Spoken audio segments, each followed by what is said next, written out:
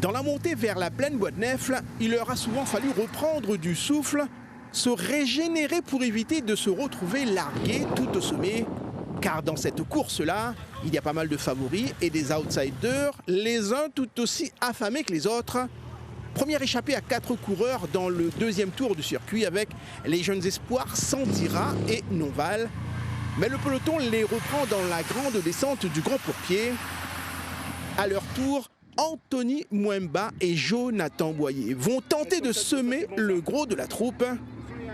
De gros efforts déployés dans la montée, mais eux aussi seront repris par un peloton de plus en plus pressant. À la mi-course, c'est-à-dire au kilomètre 63, 3 coureurs sont en tête. Fabien Taokali, Étienne Tortelier du Vélo Club de l'Est et Étienne Germain du Vélo Club de Saint-Denis. Ils comptent 45 secondes d'avance sur Soubadou et 1 minute 40 sur le peloton. Au dernier tour, le trio est toujours devant. Tortelier est d'ores et déjà annoncé comme le plus fort de tous. La victoire se joue au sprint et dans cet exercice, Étienne Germain va s'imposer en 3h36 devant Tortelier. Le dernier tour, il m'a attaqué, il est parti dans la bosse, il a pris un écart et je suis encore revenu dans la descente. Et là, on se joue le sprint.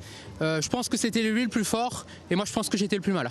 Étienne a bien caché son jeu et à 30 bornes de l'arrivée, j'ai remarqué qu'en fait il était très fort et que ça allait être très dur de le décrocher. Et puis j'ai réussi quand même à le décrocher, mais j'ai tellement donné toute la course qu'au final j'étais vraiment cramé. À 35 ans, Étienne Germain décroche son premier titre de champion senior, preuve qu'il n'est jamais trop tard pour vaincre et continuer sur les traces de son illustre père.